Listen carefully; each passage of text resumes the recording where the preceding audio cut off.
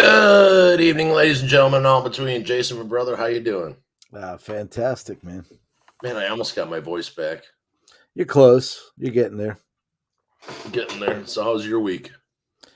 The usual. We're a bunch of rain, 5, 6 days of rain, but we're plowing through, Right on. Yeah, it's been all the snow's been melting and it's foggy out here, so it's been werewolf werewolf weather. So it Right. makes it perfect for today. I'm like, oh, that's perfect. Absolutely. But let's bring on Mr. Metalhead Fred Bonanno, who does album reviews for MetalTemple.com. Ladies and gentlemen, Metalhead Fred. Hello, my rock and roll brothers. What's What's up, happening? Fred? How are we tonight? Good. Toast you. Good. Yeah, it has been snowy and rainy and cold here. I spent a couple of days downtown Chicago this weekend with some friends of ours in from California and forgot what a great city we live in. Put all the bad press aside. Yeah. Chicago is a beautiful city, shitload of stuff to do, great food. It's just a shame. It's kind of run by morons, but it's a beautiful city. Beautiful. Yeah, it's never the people. It's always the leaders. Right, exactly. But all right, so what's going on for today, man? Explain. Well, Yeah. tonight we have Steve Janevski. It's an Australian heavy metal guitarist that was part of Black Majesty for over 20 years before starting a new and explosive band called Wicked Smile. They formed in 2020. They have one album and one EP under their belts, and Wicked Smile has created a buzzsaw of rave reviews on both their albums and their live concert appearances. Steve is also the father of Cassidy Paris, the youngest artist ever signed to Frontier Records, who has released her debut album, New Sensation, and like her father's band, has received rave reviews. So we've obviously got a lot to talk about. So let's get to it. Well, please welcome, coming to us to create that creativity talking from the beautiful country down under Australia, Steve Janevski. What's happening, Steve? Hey guys, how are you? Steve. Good. So okay. So you were in you had your first band. How does it feel to go from a band you've been in for you were almost 20 years, right? How does that feel? It's been fantastic. I loved playing in the band Black Majesty. As you mentioned, I had been in that band for about 20 years, and I was one of the people who started the band. So it's one of those things where the people that know me close by here, it was just time for me to do something different. And I'm still best friends with the guys from Black Majesty, and we'll catch up very, very often. And I'm always, here to help the guys as well. So it has felt really good, though, having saying that, to form Wicked Smile, because it was starting to get to that point where, like Black Majesty, for those people who don't know, is more of a power metal band. And when you're playing a power metal band, genre-wise, we kind of stuck to a certain style, and in some, I wouldn't say use the word formula, but it's a lot of it is all double kick drums and very articulated chicka sort of guitar, and you kind of in that zone. And I love that style of music, don't get me wrong, but Right. I wanted to sort of get back to my roots. And when I was a kid, I grew up on bands like Dio and Judas Priest and Skid Row and Icon, Dokken. That's Queensryche. They're the bands that I kind of missed playing, having an outlet to play that sort of style. Yeah. And so it was just time for me to do something different. And I explained that to the guys, and the guys totally understood.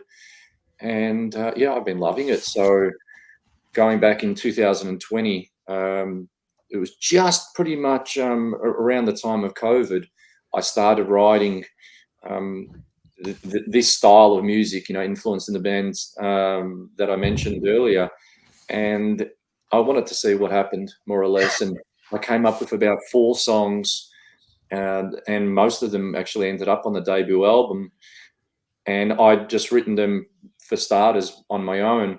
And then a good friend of mine, Paul Lane, who solo artist now in the Defiance and Ex Danger Danger, I've been working with him in my other band, the Radio Sun. So I wanted to bounce my ideas off somebody who sort of understood the style. And, you know, Paul's a great songwriter himself. And I thought, I'm going to send him an email and just ask him, you know, would he be, you know, available to listen to a couple of the songs that I'd written. And he straight away got back to me. I think it was like, you know, within 1 hour, and said, man, this is, you know, is in the zone and your style and stuff. So he suggested a couple of ideas, and he helped tweak, you know, some of the songs. So we ended up writing, I think, 3 out of the 4 songs, you know, as co-writes. And yeah, it was fantastic.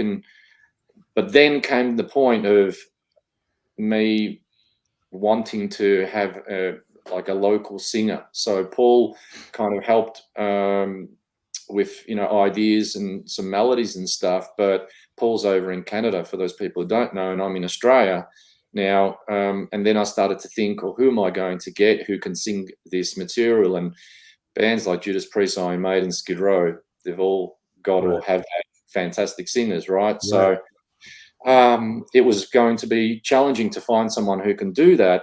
And I was actually chatting, this is after I'd left Black Majesty, chatting with the singer of Black Majesty, and he suggested his cousin, Danny Ciccardi, who I've known for years as well. And he had previously worked in bands such as Pegasus and more recently Ify, but he'd just left that band.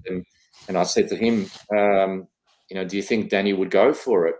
Because it's a little bit more of a hard rock heavy metal style, as opposed to Danny previously has done more traditional metal and progressive metal. So anyway, he contacted Danny, and then Danny called me up, you know, right away and said, he was very keen to hear the stuff. He came over and heard the material, and literally it was a couple of days later, he recorded the song We Fall, which is on the debut album. And that's when I knew that it was going to be a band as opposed to my own project. And so that's really when the band formed. So it was formed around Danny and myself, and then I could tailor the songwriting to his voice, because not anyone can sing in that style, and he can sing anything. Kind of like, I guess, what Eric Gromwell's doing in Skid Row these days. He's just one of those guys who can sing anything, right? So yeah, and then we just formed, you know, audition members and stuff, and the response was great because we put out a song on digital, and you know, whether it be via Spotify or YouTube, you know, it kind of pricked up a lot of interest from around the world. And, you know, we were, you know, and still have been offered quite a few record deals that so far we've passed on and said no, which, you know, surprises some people. But because we've been around for a while, we've been with different labels over the past couple of years, for me, it was always about, and Danny agrees with this, if a label can help you further things on, you know, with things that you can't do, great. But we were kind of getting, you know, record deal offers of almost like they were just going to act as a middleman, and kind of been there, done that with a lot of the label offers. And we've still, you know, to this day, if there's a good record deal to sign, we'll sign it. But so far we've been doing it on ourselves, doing it all ourselves independently. And in some ways you can reap the benefits. I mean, of course, we don't have as much money or the, I guess, you know, a supporter base like some of the labels, but at the same time, because we've all been in different bands before, some people know, you know, and have liked our previous bands, and some people are new to it have jumped on board. So it's been really, really good.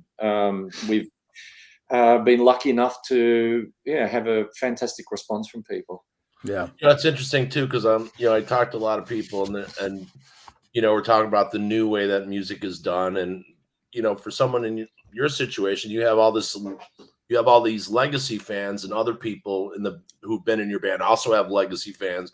So it really does. If you're cruising down the road, you're still gonna be going down that same road. If they can't help you go to the next, either through distribution deal or Correct. it doesn't make sense, and people are blown away from it, but they don't also know the ins and outs. Right. That's right. Yeah, everything's given away. Yeah, and in some cases we were offered some deals where some labels wanted a lot of the publishing, and in some, like, if I was 20 years old, it may be different, but I'm not, right? So, you're smarter now. I don't want to do, sign those kind of deals. I mean, it's very much, a juggling act, because sometimes I know that if you're going to go with a big label, they're going to get you that, playing to, or sort of have a listening base of bigger audience and stuff. But so we're dealing with, some labels which were, great deals, but they wanted a lot of the publishing.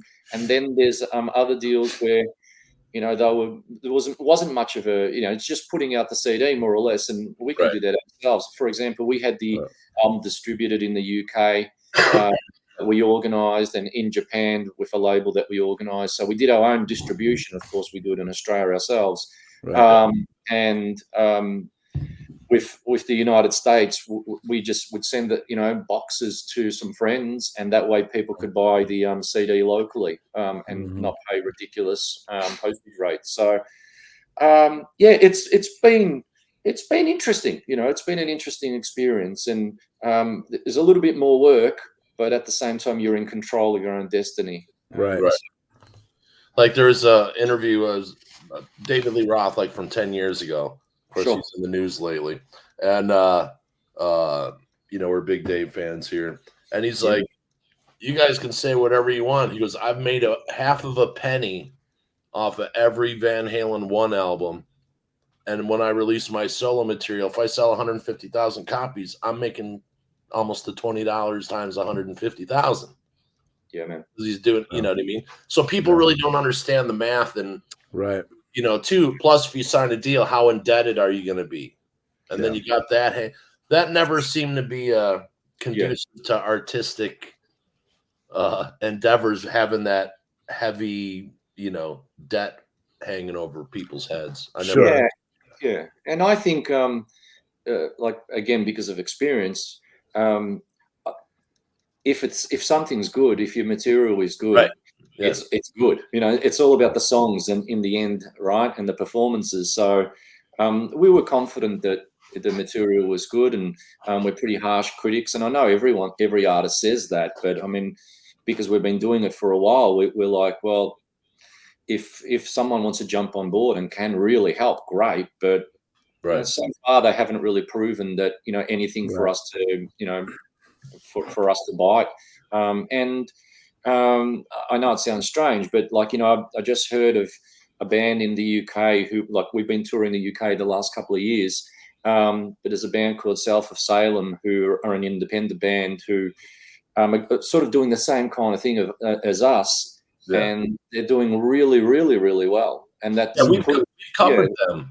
Yeah, it's proof that you can do it, right? So, it's and they're not. We've toured with some artists, and they've said, and bands that are on big labels, and they've said, look, when the time comes, they're really going to seriously think about going independent, because they've developed that supporter base and stuff. So. Again, it just depends on what you want, your main objective is, and, where you sit in the industry and stuff. And I've tried to always say this to Cassidy, like, I'm so happy and so proud of her. I mean, Frontiers is a fantastic label. I'm proud of her to be with them, because, they're getting her music right out there, and that's fantastic. So it's really awesome for Cassidy. And it's, and I've got to say, I mean, sometimes I hear some stories or some people talk about Frontiers in a negative way, as like, and I'm independent myself, but everything I've seen, I've got nothing but nice things to say about the way they've worked with Cassidy. So it's been brilliant. So, I haven't heard anything negative about Frontiers. I mean, and isn't with the big label too, Steve, they could get a little involved in the creativity process of the band too. They might say, let's get a song out there that's going That's to be what you more don't radio want. friendly, or yeah, I mean, that's where they might step into it and try to get involved in the creativity of it.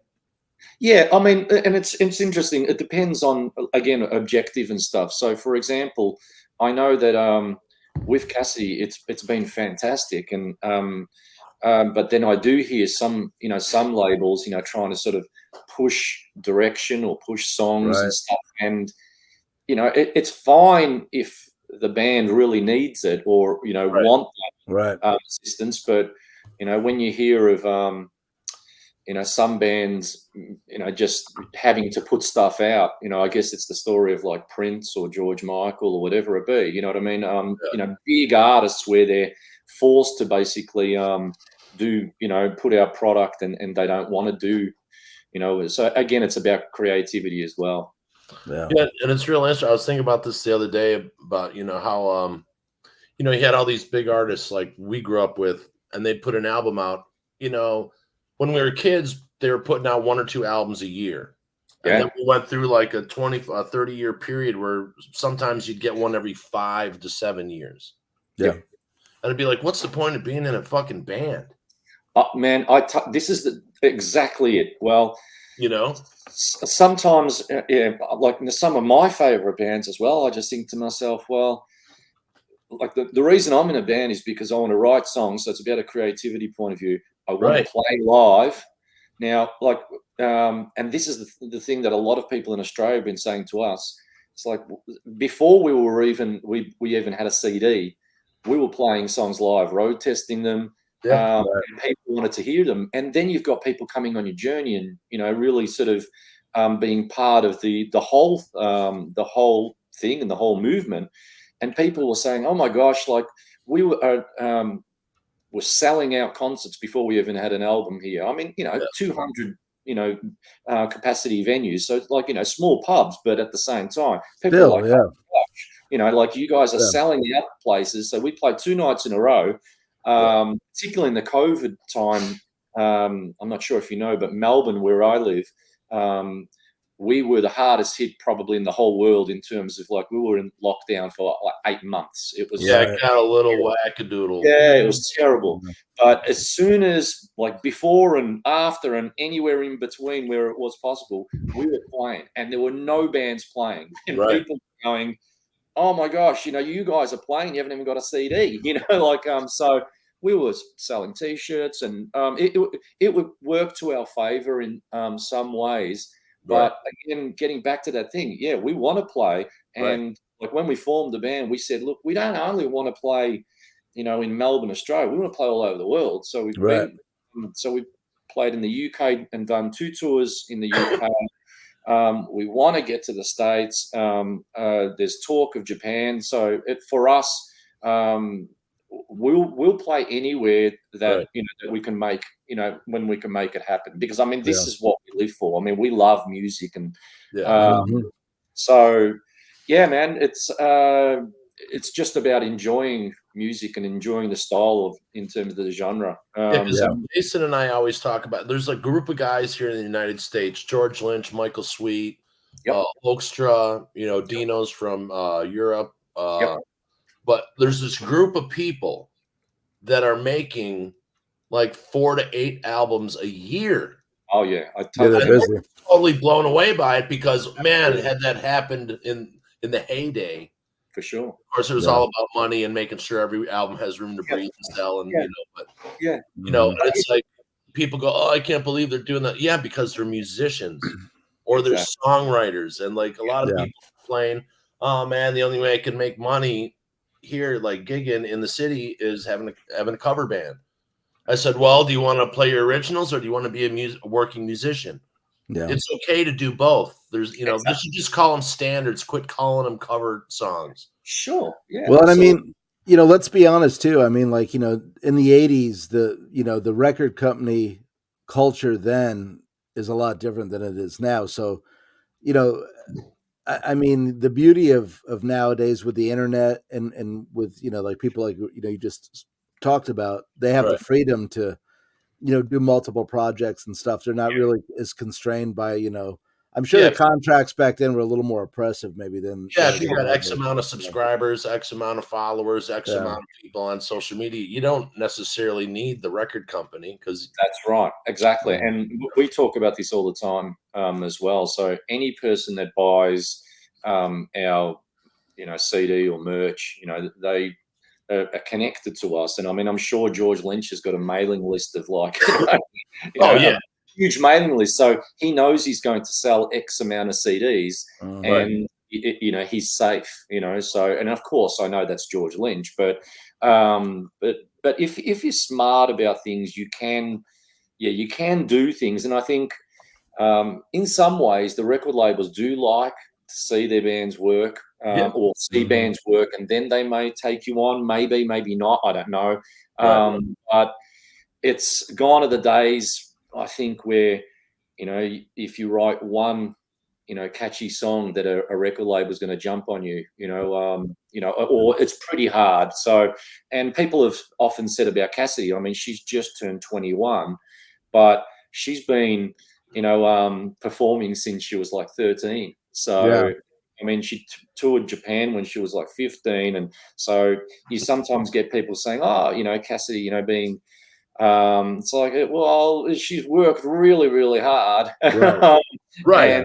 And so it wasn't an overnight sensation kind of exactly, situation. right? Yeah. So, and we, she knows, I know, Frontiers, there's so much more work to do, but it's been really cool to have people on the journey who have supported her, and and even doing podcasts like this, so she really respects that, and it's about enjoying it, and I think that's the main point, that if you love it, then good things will happen. If you're good at it, of course, which is very important. Now, I know that's a bit of a loaded question, because what's good and what's not, but most times, when I chat to people, if things are that successful, it's good, and even if it's not your genre, it's good for what it is. Generally, it's good. It's pretty hard to do the Milli Vanilli thing, and fake it.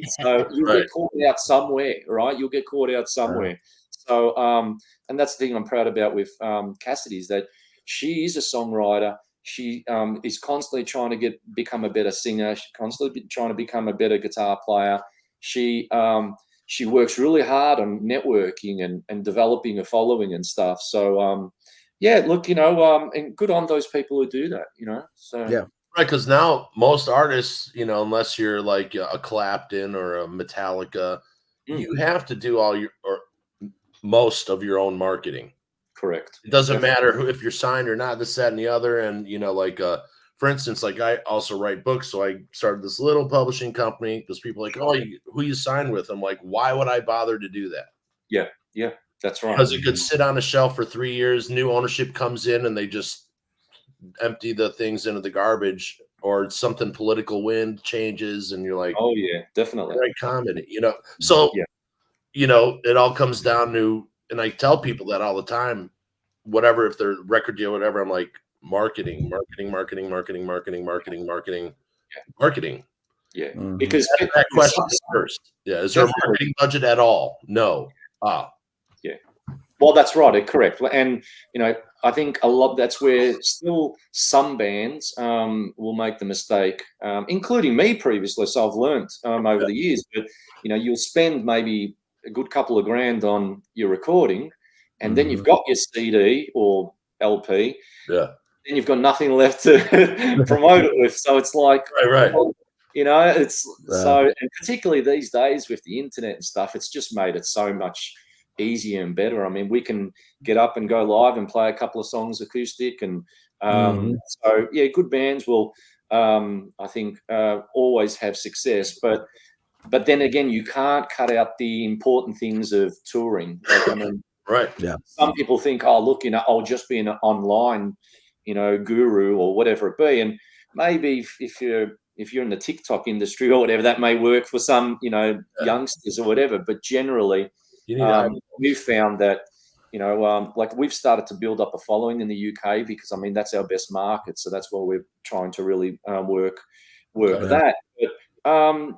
it's got to be a collection of things. You got to have people that are passionate, and I'm very proud with the lineup we've got now with Wicked Smile, that everyone seems to be all in regards to sometimes you're gonna lose money. As I joke around often, look, you may lose a couple of grand. I mean, for us, it costs a good let's say if we're talking American money, it'll cost us $1,000 to tour, just in terms of, that's just getting on an aeroplane. Right. So you've lost already 1,000, and then you've got to think of your accommodation, and then you've got to hire a van, and so everybody on a 3-week tour you might lose 4,000 US, but then our last tour, I know it sounds a little bit strange, but we were happy to break even. Yeah. Oh yeah. Yeah. Well, people don't understand that for sure. Yeah, and that's very hard to do, right? We talk a lot about the rising costs of touring because we were in production, and so we and a lot of guys retired. They're like, okay, I'll do something else. A lot of the stagehands and stuff. Or they're just they're waiting around to see if the right deal comes in. But it's like so smart. When me and Jason started reacting to bands, after like 2 months, we're like, wait a minute, all these are power trios. Like, we didn't even realize it, because it was just good music is good music is good music. And we're like, oh man, are they doing that out of necessity or out of a business reason? Because now you can do it both ways, and it makes sense to be in a trio. Of just course. If you're starting out, if you're green or whatever, less cost, that's one less. That's one less hotel room. That's one less per diem every day. That's one less. And So I totally agree exactly with what you just said. But I mean, people from, I guess maybe from some people's perspective, they might see, oh my gosh, they sold like 150 t-shirts on the tour, but then again, they don't get the cost, they don't get this, and I think we did like something like about 250 to 300 CDs as well. So it's like it was a huge success, even though we broke even, because previously we lost money. So the next time we go, we're confident that we're going to make money. You know what I mean? I mean, small amounts, small steps. But, that's how snowball gets bigger. Exactly. And I'm all about saying truthfully saying it as it is. I'm not going to lie about. It is expensive to tour, and it does. And that's not taking into account the money that I'm losing when I'm not working in Australia. I mean, I'm just talking about flights, accommodation, and touring van. We broke even on that, and that's we're so happy, because time we've got, keep building, and you're on the right track then. So yeah, man, it's all just like ACDC said, it's a long way to the top. If you're going to Japan and you play 5 shows, the next time you're going to go there and you're going to play 7, then the time after that it's 12, then it's 15. Definitely. And if you don't, well, then you've got to ask why. Start, right? So and that can happen as well. So we've been pretty happy in terms of the way things have sort of worked. And one thing when I started Wicked Smile, I said it to Danny because he was the first member that joined. I said, look, we've just got to be smart with our money. We can't be just making silly investments because otherwise it just doesn't work. I mean, I see some bands, they'll order 200 t-shirts because it's cheaper to get 200 as opposed to 100, and I think, well, are you going to sell those shirts? So again, it's just got to be smart. So we've sold merch and put money in, and then just kept building slowly. And it's often been frustrating because we've had some labels who we thought would be interested, they've passed on us, and that can sometimes be a bit disheartening. You soldier on, right? You just do, as long as I think that the material is good and that and that we're good live. So I think onwards and upwards. Yeah, you guys are pros, man. I mean, I'm glad I found you. Like my new favorite band for sure. Oh, And I wow. mean, the videos. I mean, you guys the harm. Of course, Danny's vocals. Yeah. I mean, yeah. Your lead work, everything's top notch. So, Thank you. Thank you. yeah, it's not. There's like a big difference between you'll see an up and coming band there. There's like a different degree of professionalism and polish, Sure. and you guys are definitely up there. So Thanks, man. Oh, we want to because we've been doing it for a long time. But yeah. in terms of the magic, you're right because when Yeah. that combination of hopefully having good songs and Right. no fillers. I mean, Right. we've always had a big push on that. We don't want any rubbish songs. Yeah, and y'all know your role. Exactly. Yeah. Yeah, exactly. And having Danny on board, I knew when we recorded "Fall the Rock." "Fall the Rock." I'm now saying a Black Majesty song. "We Fall" together. That I could just see the future. It's a great tune.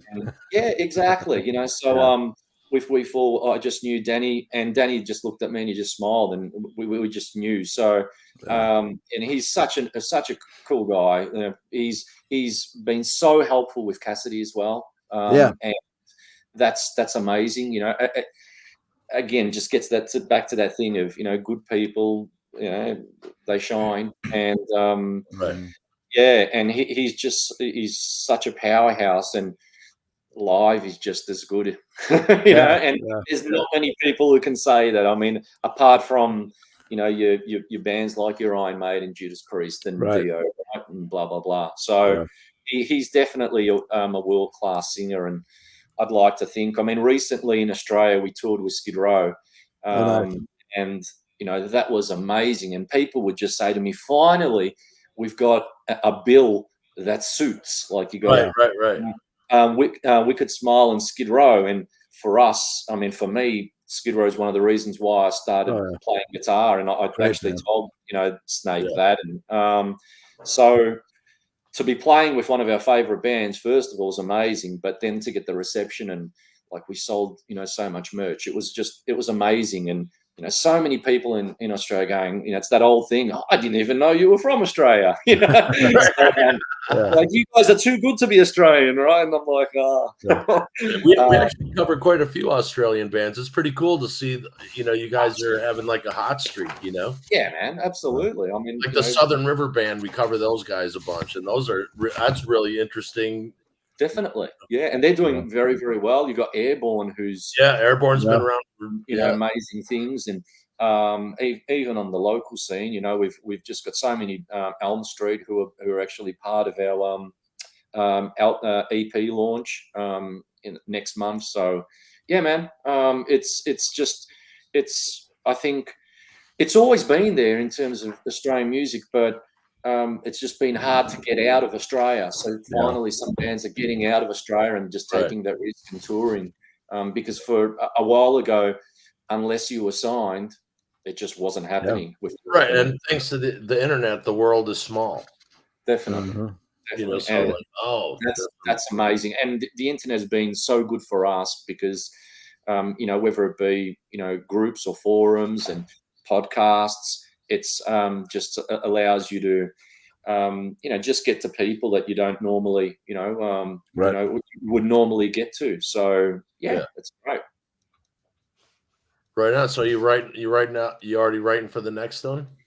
Well, we actually rehearsed last night and we're talking about this. We've got about 5 quality songs that I like to think of that we've demoed, and so a lot of the album's already taking shape, and it's interesting. It's like, because we've just recently released the EP for Nighttime Riders. I would say that it's where I would probably say the debut album for Wait for the Night is probably a collection of, it's a little bit of a mixed genre from hard rock to heavy metal. You've got anything from Skid Row Icon style to Dokken style to Judas Priest, Iron Maiden.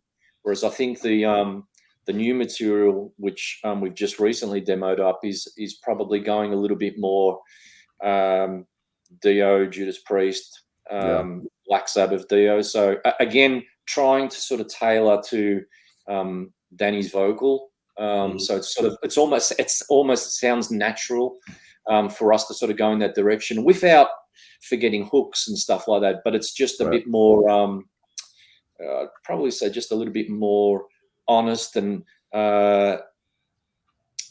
less cliche, maybe is probably the word I'm looking for. So less hard rock 80s and more traditional hard rock heavy metal 70s 80s. If you kind of get where I'm coming from. Without all the less compression. Yeah, and just good songs, you know what I mean? And, story songs, I've been jamming Killer at Large. I just played that like 5 times in a row today. Great. That's our opening song when we play live.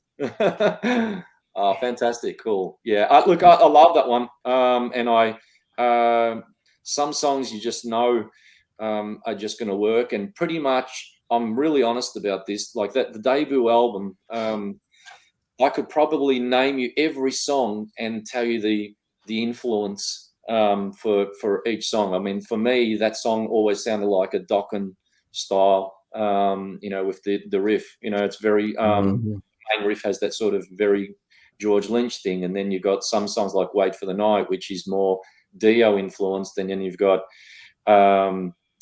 for example, our ballad is more like Saigon Kick.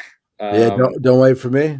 You know what I mean. Love is on the way. So you know what I mean. I could, and I've always been open about that. I'm like, when I was writing, I was like, I want one song like this, I want in this style, and one song like this, and one song like that. Now, Saigon Kick, Steve, was when me and Jason were in Fort Lauderdale going to college. They were the local band. We're the local band. Wow.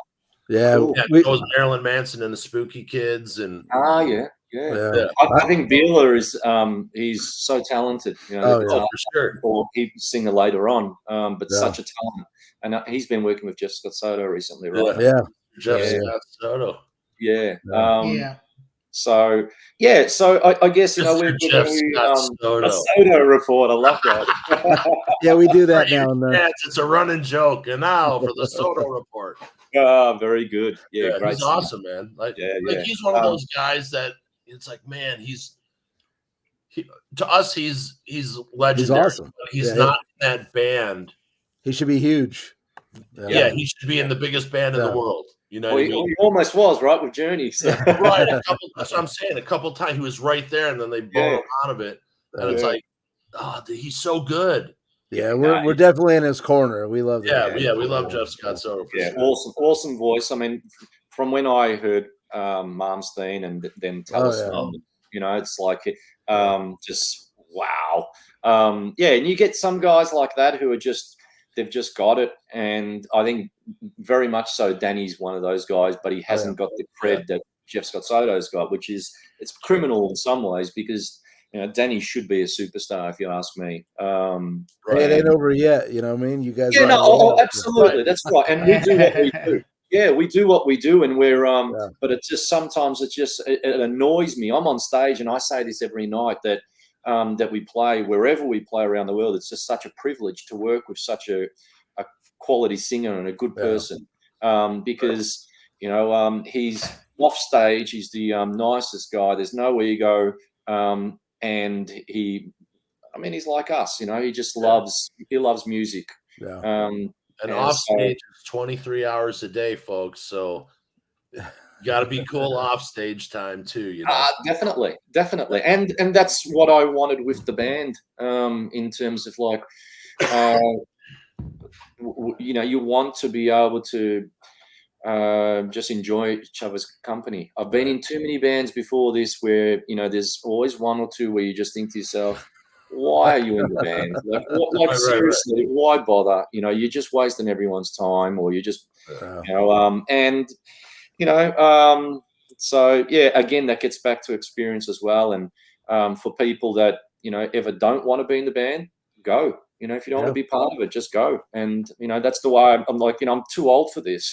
So and I know it sounds really nasty, but I mean, myself and Danny are the people who formed the band, so that's just the way it is. And so yeah, it's like, well, we're happy, with what we've got, and and that's why I think things have kept sort of, there's a direction, and we've got goals that we want to achieve and stuff. And when we first started the band, we just said, look, the songs have got to be good, the album's got to be good, and then we talk about being good live.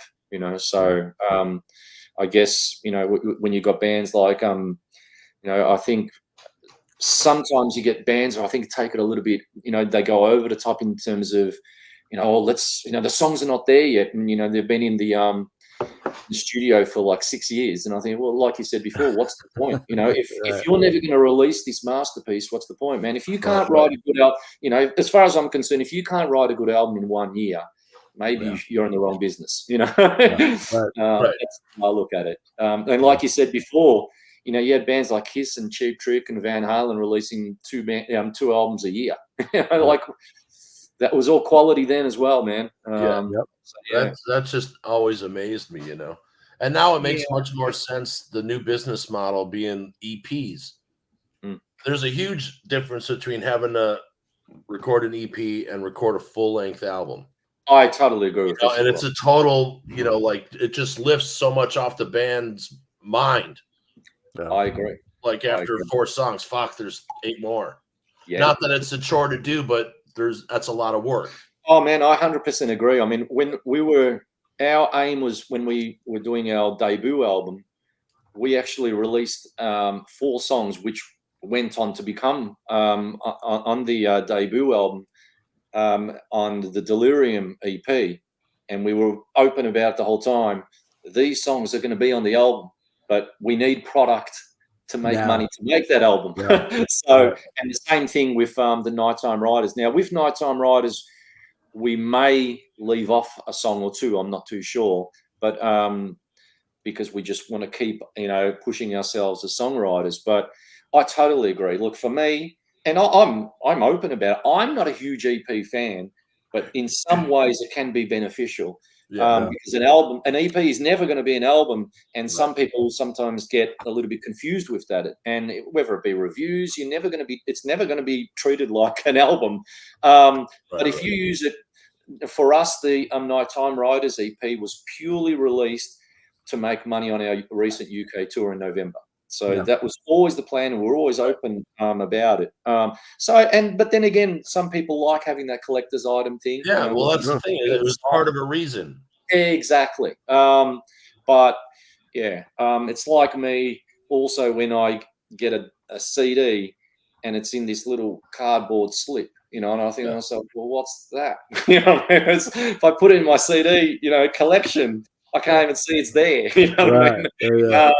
And so I'm, old school, where it's got to be either in the jewel case, and at worst, maybe the digipack. Even though I'm not a huge digipack person, but at least you can see it when it's in a in your CD collection. Now, when we have the money, we will release our material on vinyl as well. So that's been a common thing as well, because I'm a big vinyl person ourselves, but we just haven't had the money.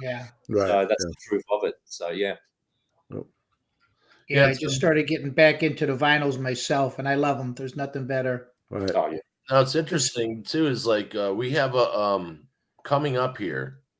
So business cycle for huge tours, world tour, that's 3 to 5 years. There's a whole generation that's coming up on or in the middle of their last business cycle. And the promoters got to be losing their minds, because the bands weren't developed from the next generation, or a lot of them are gone. You have a few left over, but is Motley Crue going to be the new Stone, or Guns N' Roses is the new Stones, Motley's the new whatever? But there's this whole void that's coming, and people they got to be scrambling. Oh man, absolutely. I mean, you're getting a lot of those bands that I grew up with, they're either calling it quits or else they're on their last tours. And it's absolutely, it's scary. And some bands, for me, it was like a bucket list. I've got to go see this band before they finish up. Like I remember with Black Majesty, the guitar player and myself, we were on tour in Germany. And in Australia, Heaven and Hell was announced, as in Black Sabbath, Heaven and Hell was announced. And I was too young back in the day to see Rainbow. And Dio, only came out once, and I was again young. So we were like, when we get back, we've literally got to get off the plane, go head home, say hello to my wife. She's going to hate me because I'm going to leave. And so that'll take a couple of weeks for that to sort of die down. But then I've got to go see, Ronnie James Dio and Black Sabbath, because then it can be around. And then, a year or two later, then we lost, probably the greatest for me. Oh, Ronnie he was such a sweet guy too. I got to spend a little time with him. I recorded Sabbath in Tampa in '91 on the Dehumanizer tour, and we were doing B-sides for European release, and I was out miking the stage, and he just came wandering up and just shot the bull with me for a while. Man, he was such a down-to-earth guy, and that's like one of my greatest memories from those days, because I'm a huge Dio fan as well, Jason, you know what, man? I know I said this off air before, but it's all downhill with me after speaking to you guys. Yeah, but that was a million years ago, though, too. You may have mentioned that in the Cassidy interview as well, which I listened to and watched back a while ago, and I think to myself, far out. And this is, again, the beauty of being able to talk to people on the other side of the world. The truthful memories that you've got of working with people like that. It's amazing, because I love it. I'm that guy as well who, like, I listen, whether it be podcasts or recently I write on Audible and I'm listening to all of the biographies and stuff like that. And it's just, to me, it just makes me smile hearing stories like that. I mean, I never met Ronnie James Dio, but he influenced me in such a big way. So and sometimes it'd hurt me every time I'd hear an interview with Vivian Campbell, because I know they had their differences. And I'm sure nobody's going to know unless you were there, so people can't even pick sides, but it seems like Vivian Campbell is just really it's things sit well with him, I think, or sit better with him now, and I guess he's got last in line and stuff. That was traumatic though when he left Dio. Everyone was like, what the fuck? Man. What? Like what? Well, they were fighting too. When that tour came to Australia, I was too young, but nobody knew. And that Vivian Campbell wasn't going to be here, because, of course, we didn't have the internet and stuff. So unless you had magazines and stuff, or unless you were in their group, you just didn't know. So we're like,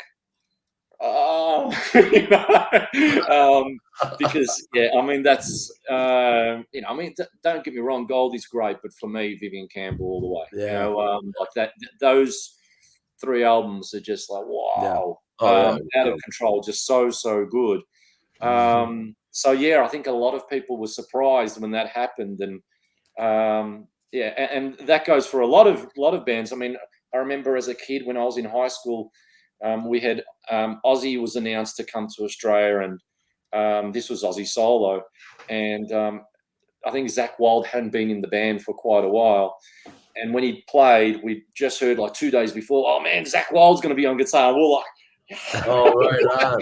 So happy, we're wrapped, So, and that's no disrespect to the other guitar player. No, not at all. Yeah, but we were like, wow, we're gonna hear the No More Tears, Yeah. And it's the way it's meant to be. He goes out there like a rock Viking, and is just exactly. I saw him on No Rest for the Wicked, like when he was brand new, when he was all clean shaven and baby faced, Yeah. It was like, well, for me, those 2 albums in particular are the ones, the Zakk Wylde, are just like wow. And I love that. I heard an interview with Jake E. Lee after he left the band, and then he heard No Rest for the Wicked, he said, I was hoping that it wasn't going to be good, but it was great. And I love that he said that, you know, I mean, because Jake's, you know, is phenomenal himself. Badlands, I mean, there's another band, right? You know, so. Red, what's his new name? Red Dragon Cartel. Red Dragon. More recently, it's just.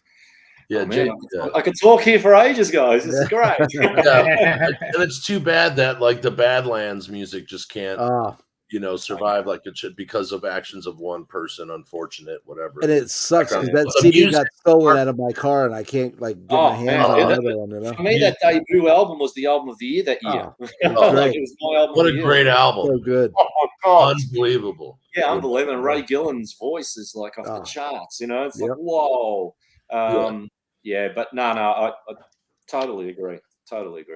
The band that could have been, you know. And again, never came to Australia. I mean, Australia, we probably only started getting tours, I'd probably say mid-90s onwards. I mean, for example, we only got Van Halen on the Gary Cherone era tour. Like that was the only time that they toured, and then later on they played one show in Sydney with the Roth. But they never came out with Sammy era. And I'm like, I love all Van Halen. I'll be honest, but it's just been fantastic watching a lot of the the 70s videos that have sort of, you know, come out recently on YouTube. Oh my gosh. It was just, the band was just so good. You know, they were on fire, literally. And, you know, I've heard a lot of interviews with Michael Sweet saying, you know, if you didn't see that early Van Halen era, you can't compare, you know, because you just, there is no comparison.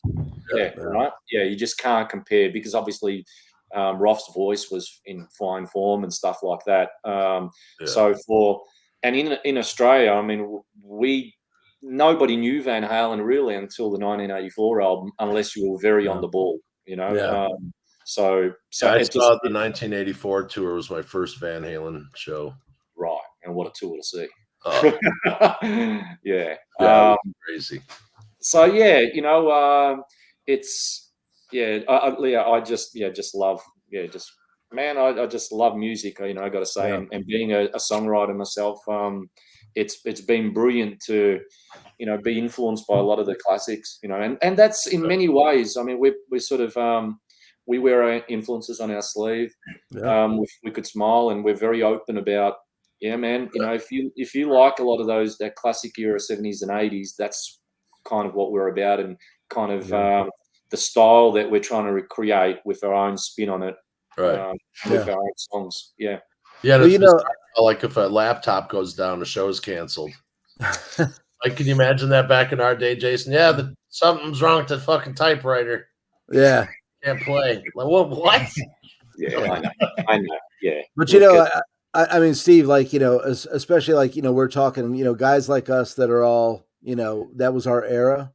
Yeah. I think that's why, like, you know, when I discovered you guys, I was like, finally, you know, because there's been like this whole, you know, I still listen to all the old stuff that I did, you know, when I was, you know, a teenager, but I've been thinking lately, you know, I mean, there's been this thing, and I like a lot of this stuff, but there's been this whole period where a lot of the new metal has been like the really like, you know, extreme kind of like super heavy stuff. And that's all great.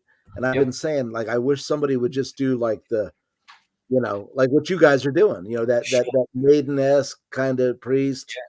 You know, I kept thinking, I hope it comes back. And, you know, so when I found you guys, I was like, there it is.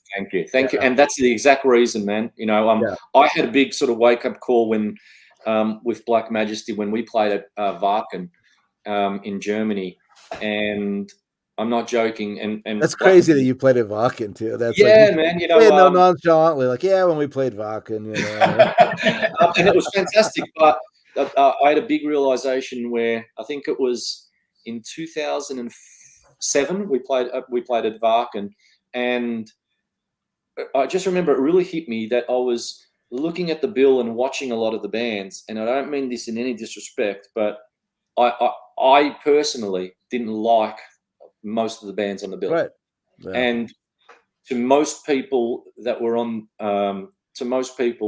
Black Majesty, and we're a power metal band, so it's a lot of double kick. We were the lightest band on the bill. Yeah. Like almost by far, because we it was death metal, it was like extreme metal, and I almost felt out of place. And I was walking around and looking at a lot of the t-shirts, and most of the, and again, each to their own. I've got nothing against people who like the style, but for me, it's just not me. I couldn't understand most of the logos. On the t-shirts and stuff. And I'm like, I once watched. I really didn't belong. I mean, I know it sounds strange, but I just we probably were like, wow. And to many people, we would have been considered like, and I like these bands, but we were like the Poison and Warrant of Varkin that year, Yeah. And I like Poison and Warrant, but Sure. that's how we would have been seen by a lot of people. And we got the decent crowded stuff, but most people didn't like that. They were into full on, and our singer, John from Black Majesty, he's a singer. He's like grown up on Rob Halford and Dio, and that it just wasn't hip. So I'm actually really happy over the years since we've played. They've had bands like Heaven and Hell play there, Europe, a lot of Mr. Big played there. You know what I mean? And to me, that's like finally, we're evening out, the genres of rock and metal, because it's not only death metal. You know what I mean? It's like, man, there's all sorts of metal. So yeah, I'm actually really happy. The last probably 10, 15 years, I can say that I like heavy metal again, because to some people, I would say, back when I was a kid, if you said you liked heavy metal, you were into Judas Priest. And Dokken, right? So that was cool. It was a Queensryche. Whereas these days, it can mean anything from... It's the sub of a sub of a sub. Exactly. It can mean anything from, this side that is glam rock, all the way to the most extreme death metal that you've ever heard in your life, So, and again, I've got many friends who love death metal, and that's cool. But it's not sort of, genre-wise what I like to play.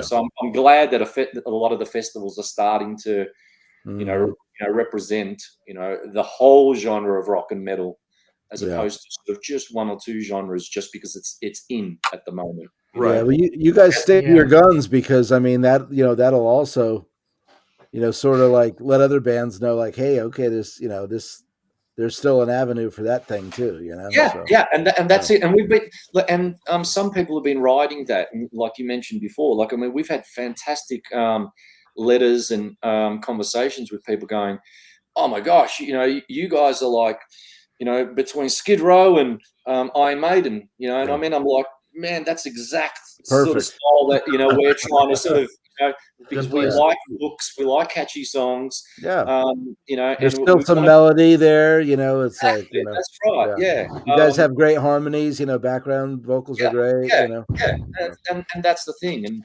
And so we're really proud of that, and that's why we're so happy to be on a bill like the Skid Row Australia-wide tour. And recently we were on tour with Heat, and so Cassidy Paris was on the bill as well. And it was like, it's so cool, because they were the real deal in terms, they're nice guys, you know what I mean? And it's great to have people who, appreciate what you do as well, because let's face it, most, not always, but most support bands, you're not getting much, money for doing those shows.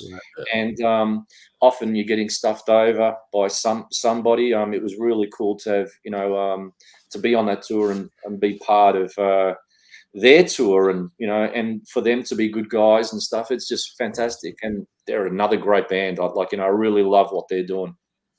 Nice. Right on. Yeah, they're great. They're great. Fred, what you got? I feel like we're stepping on you a little bit here. Oh, that's okay. That's okay. I'm totally enjoying this. I guess I got one quick question for you, just about the writing on the EP, Nighttime Riders. I know you explore current issues within the society, like civil unrest, bullying and mental health. Yep. And for instance, on the song Edge of Madness, the words, an abuse of power, a thin red line, we're in the final hour and I'm running out of time. So do you find it more difficult to tackle those issues than writing typical rock lyrics of sex, drugs, and rock and roll? It was always something that we wanted to do when I started the band, because I wanted to take some of the 70s and 80s influence, but not the cliche sort of, I love you, sort of song. I mean, you can do that, but you can still do it in a, I mean, I'm 51 years old, that you can do that in a way that actually all can be truthful and make sense, as opposed to, cock rock, and I hate that saying, but like, I mean, that's what I'm referring to, right? So that song, I actually worked with Paul Lane on that one, and there's a couple of songs where we wanted to address things that are, people sometimes want to say things but they can't say, we're not trying to step on people's toes with it, but it's the truth of it, what we believe anyway. And we've done that right from the start. In terms of on the first album, for example, you mentioned bullying.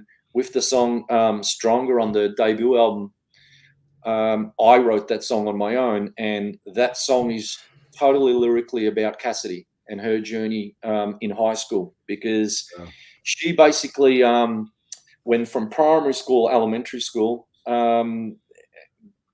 so from the age of 12 and then heading into high school, 13 onwards, she went to elementary, primary school where everything was great and fluffy. And then when she went to high school, people, I don't know, you have this where people were just mean, and I just think to myself, oh my gosh. And I mean, I know that's sometimes society in some ways where, sometimes you've just got to deal and you've got to learn. But how is it that you can go and everything can be so nice and good, and then people can just not be so nice? She was bullied in a big way for being the only girl in music class who knew to play guitar.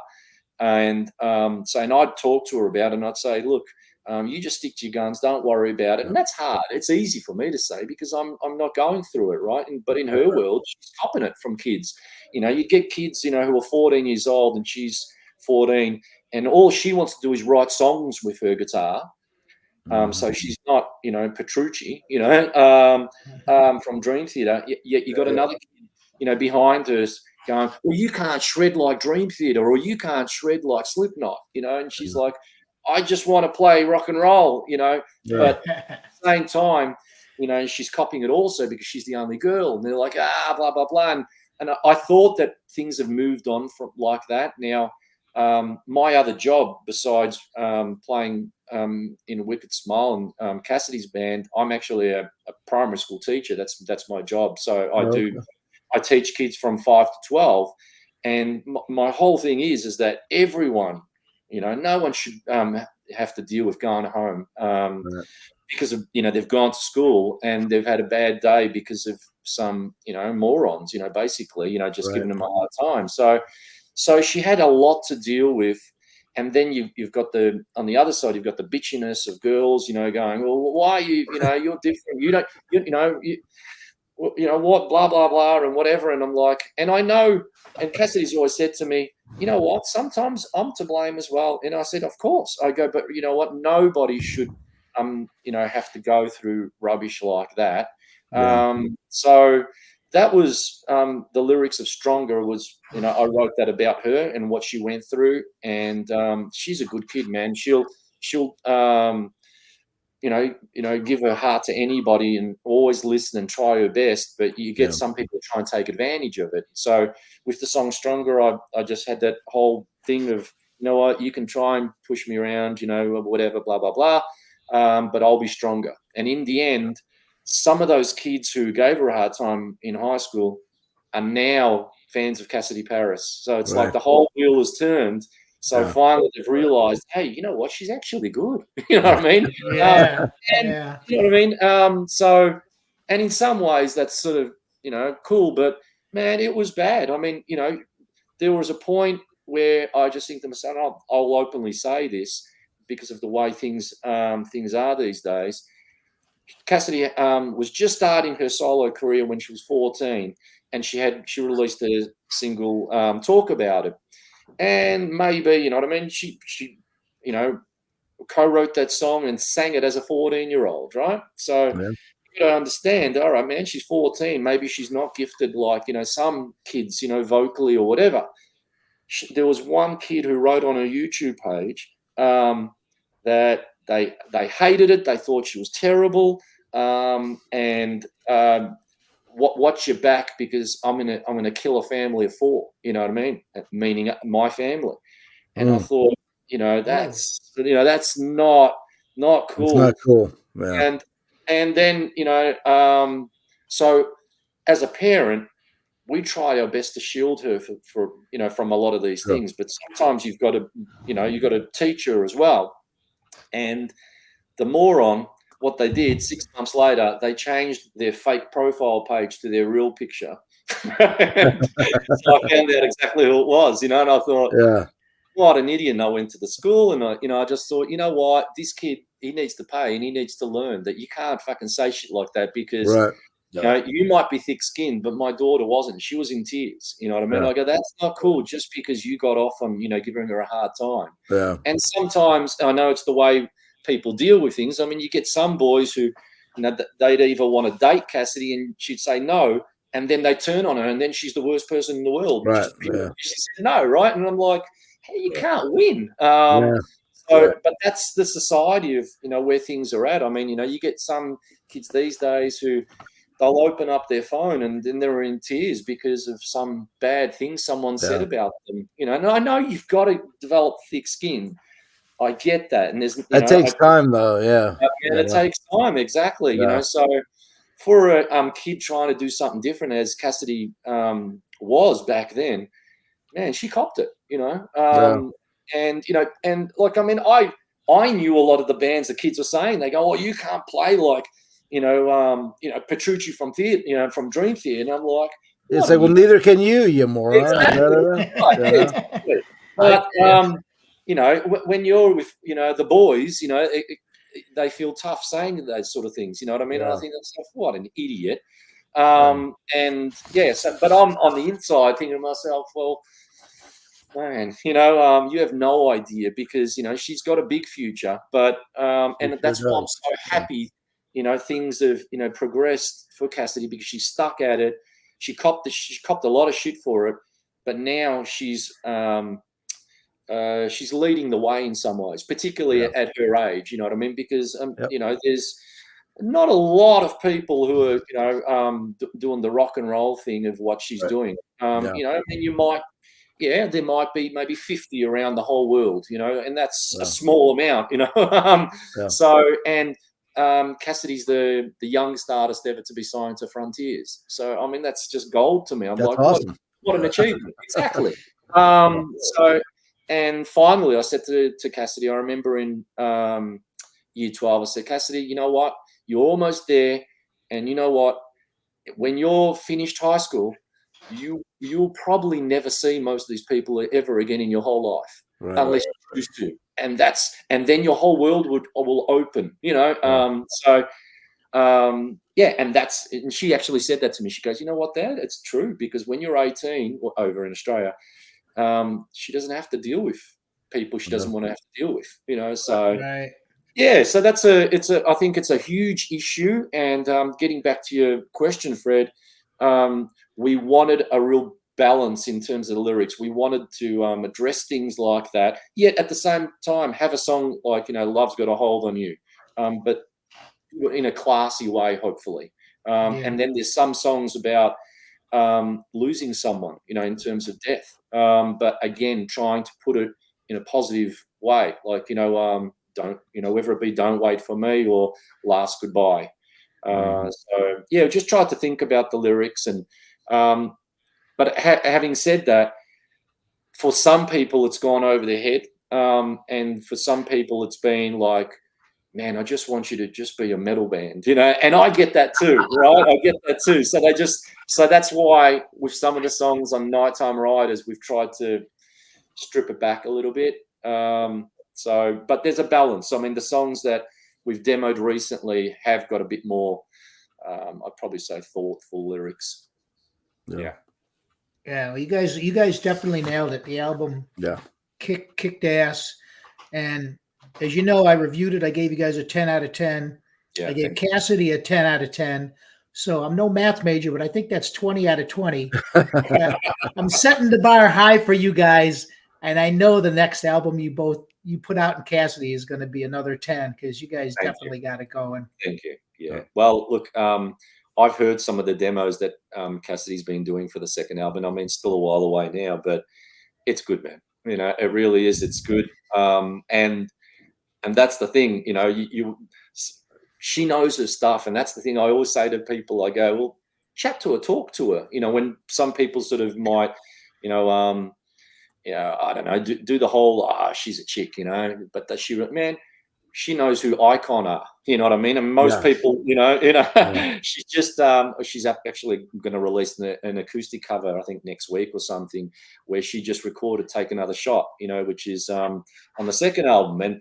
And to most people it'd be like, what? And whereas she knows it's a good song, you know what I mean? And she goes, I don't care, you know, that it's to some people maybe an old song. I go, don't worry, you're going to please a lot of the older crowd. But I go, she knows what a good song is. But having said that, you know, I mean, she, you know, also likes Taylor Swift. She likes, you know, whatever it be, you know what I mean? So she's open to anything, and, you know, we'll learn from, you know, everybody. Yeah, exactly. Everybody and people, you know, who she thinks is good. And, you know, and that to me is a musician, you know, and not biased just because, you know, it's heavy metal or just because it's 80s or whatever it be, you know. So if I've always tried to say to her, I go, look, you know, if something's good, it's good, you know, and that goes with songs, genre. If it's good, it's good. And normally, most times, you know, it will rise, you know, sometimes slowly for some things. Yeah. It always does. It always does. Yeah. So, yeah, look, it's just it's an interesting journey from my side, because obviously I'm doing my thing with Wicked Smile, but it's been great to nurture Cassidy, and I'm just so proud of, you know, where she's going, and particularly she's got two brothers in the band right now, the Rogowski brothers, Alex and Tom, who have moved from the UK to Australia to join her band, and it's so pleasing. It's so cool to see them do their thing, because, you know, whether it be with an acoustic guitar or full blown electric, it's quality, man. You know, and I know I'm biased, but it is. You know, it's just like, you know, that they do a good job of it, and they know their stuff. You know, so it's really, really cool. Awesome. Looking forward to it. Well, Steve, we want to thank you for coming on the show. Fred, do you have any more questions? I know we stepped on a couple. Yeah, that's okay. You know, everything I had question-wise, we answered at some point today. So the only other thing I got is, Vince, can you put the graphic of the album up there real quick? Yeah. All right. And I know that was created by Tristan Tate, who's an Australian guy. That's the EP, the latest EP art. Yeah, and I checked out some of his work on his website. He's amazing. So how wowed were you guys by that album cover? That is so metal. How wowed were you guys by that? Yeah, look, I mean, for us, we wanted something that was metal, suited the genre, and so have that. I guess growing up, you know, like we mentioned before, there were, you know, whether it be Dio or, you know, Iron Maiden or Judas Priest, you know, I always loved the wow factor of the artwork, and even, you know, with vinyl or CD, where you open it up and you see cool art. And I think back of, I mean, I'm a teacher, I shouldn't be saying this, but I remember mastering all the logos of, you know, except Judas Priest, Iron Maiden, this on my books. Absolutely. So hopefully somebody's mastering Wicked Smile, somewhere in terms of the logo or the album art. But yeah, we were going for that, the Werewolf in London idea. That's the influence there. And it just, again, it's about marketing. It looks great on a T-shirt. We sold lots of T-shirts on our recent tour.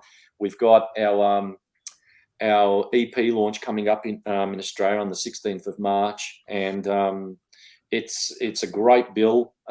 So yeah, it just really happy with the way things have sort of progressed. But yeah, man, great artist, and he'll probably do the next one as well. I'd say. I think I'm pretty confident that all the band members will agree with that. Cool. Good. Awesome. Right on.